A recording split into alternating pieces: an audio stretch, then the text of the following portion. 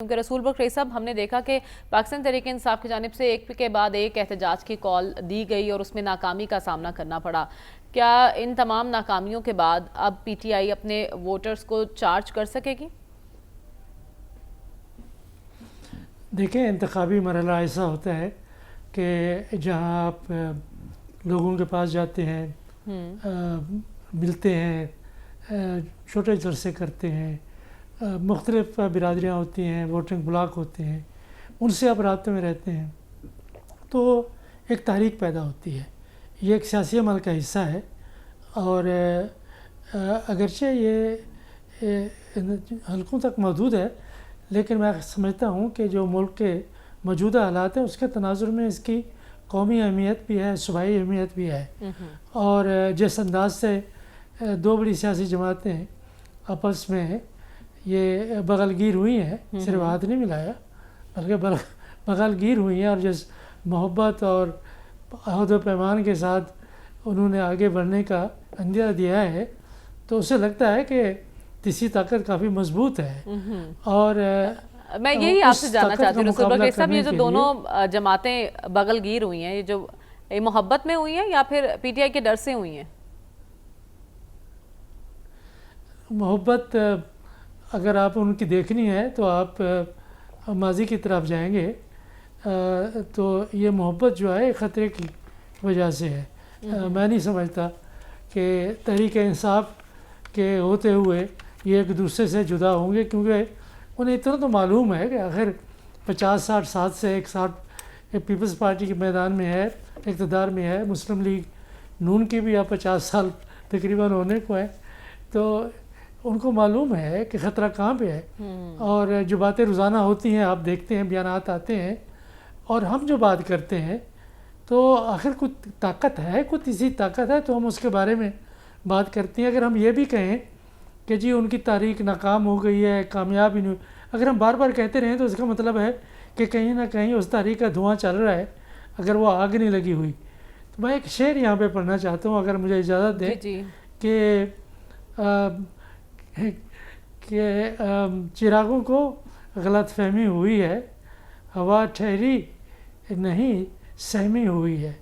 تو یہ اندازہ نہ لگا لیں کہ حالات قابو میں ہے. یہ ہم دیکھیں، ہم کسی پارٹی کے حق میں نہ بات کرتے ہیں، نہ ان کے خام خواہ ان کی مخالفت میں جاتے ہیں، ہم ملک کے مفاد کی بات کرتے ہیں. خود سوچیں، یہ میں پاکستان کے لوگوں کو، سیاستدانوں کو، آپ کو یہ دعویٰ دیتا ہوں کہ یہ جو تناؤ، کشیدگی اور طاقت کا عدم توازن، عدم استحکام، یہ کیا ہماری ریاست کو آگے لے جائے گا معاشی طور؟ سب جانتے ہیں. یہ میں آپ کو بتا دوں، جب پرائیویٹلی کسی کے ساتھ بیٹھتے ہیں تو کہتے ہیں کہ حالات ٹھیک نہیں ہیں، بٹ حالات کیسے ٹھیک کرنے ہیں؟ حالات بھی تو انہوں نے ٹھیک کرنے ہیں. اب یہ ضمنی انتخابات کو میرے خیال میں ایک ٹیسٹ کیس بنانا چاہیے کہ الیکشن کمیشن کا کردار کیا ہے، عدالتوں کا کردار کیا ہے، میڈیا کا کردار کیا ہے، اور کیا سیاسی جماعتیں ایک دوسرے کو راستہ دیتی ہیں. خصوصی طور پر ذمہ داری تو پنجاب کی حکومت کی ہے کہ وہ جو راستہ اپنی سیاسی جماعت اور اتحادیوں کو دے رہی ہے، اسی طریقے سے کیا تحریک انصاف کو بھی ملتا ہے، یا جو ہی کوئی امیدوار تحریک انصاف کے سامنے سے نمودار ہوتا ہے، ارادہ ظاہر کرتا ہے، تو اس کے خلاف مقدمات ہو جاتے ہیں، بھینسیں چوری ہو جاتی ہیں، اور کئی قسم کے عجیب و غریب مقدمات شروع ہو جاتے ہیں. دیکھنا یہ ہم دیکھیں گے. تو ابھی تک تو ہمارا اعتماد ہے کہ قانون اور آئین کے مطابق چلیں گے. سب کے لیے پاکستان ہے، سب کے لیے پنجاب ہے، سب کے لیے انتخابات ہیں، سب کے لیے جمہوریت ہے. تو یہ تفریق نہ جاری رکھیں. ہم ساری دنیا میں مسلمانوں کے خلاف تفریق کی بات کرتے ہیں، آپس میں تفریق کرتے ہیں، تو کہاں جواز بنتا ہے ہماری دلیل کا کہ ہمارا اپنا کردار ایسا نہیں ہے کہ ہم اپنے ایک دوسرے کے ساتھ انصاف کر سکیں. تو دنیا سے ہم انصاف کی بھیک کیسے مانگ سکتے ہیں اگر اپنے طور پہ ہم امن نہیں قائم کر سکتے؟ دہشت گردوں کا کئی ایسی جماعتیں ہیں، کئی ایسے گروہ ملک کے اندر موجود ہیں جو حمایت کرتے ہیں. تو پھر ہم ساری دنیا میں دہشت گردی کے خلاف اپنے آپ کو لڑنے، مرنے، اور اتنا شہداء، شہری، پولیس، فوج، نوجوان آفیسرز، یہ ساری قربانیاں تو پھر رہ جائے گی. تو ضرورت اس بات کی ہے اس وقت کہ ضمنی انتخابات میں آئین کی روح اور جمہوریت کی روح کے مطابق انتخابات کو منصفانہ بنائے ٹھیک ہے، تاکہ تحریک انصاف کے اندر بھی اعتماد پیدا ہو ٹھیک ہے. کہ یہ آپ کہہ رہے ہیں تحریک تحریک انصاف چلانا کو اور سیاسی سپیس عدم دی جائے استحکام راستہ ضمنی نہیں ہے انتخابات میں جو اس کا بلکہ حق ڈائلاگ بنتا ہے. راستہ لیکن رسول بخش صاحب آپ کی نظر میں اس دورے کی ٹائمنگ خطے کی موجودہ صورتحال کے تناظر میں کتنی اہم ہے؟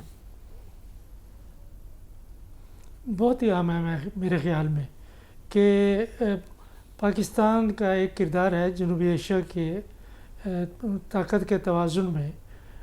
ہمیشہ سے پاکستان ہندوستان کے سامنے ڈٹا رہا ہے اور ہمیں آپ جانتے ہیں کہ سری لنکا کے ساتھ سے بھی تائید ملی ہے، ان کے ساتھ ہمارے بہت گہرے تعلقات رہے ہیں، نیپال کے ساتھ بہت گہرے تعلقات ہیں، اس کے ساتھ مالدیپ کے ساتھ.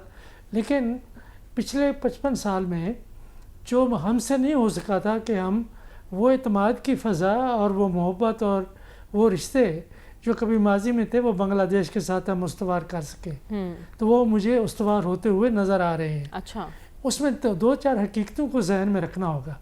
پہلی بات تو یہ ہے کہ بنگلہ دیش کا جو بنگالی نیشنلزم ہے، قومیت پرستی ہے، وہ ایک حقیقت ہے، وہ ہمیشہ سے رہی ہے اور اپنی ریاست کی آزادی کے لیے انہوں نے قربانیاں دی ہیں. اور یہ جو حالیہ دنوں میں انقلاب آپ نے دیکھا ہے، حالیہ دنوں نہیں بلکہ پچھلے سال، وہ اس کی بنیادی وجہ بھی یہی ہے کہ ایسے ٹولے، ایسے گروہ سے اجازت سے آزادی حاصل کی جائے جو ہندوستان کے بالکل تابع ہو چکا تھا.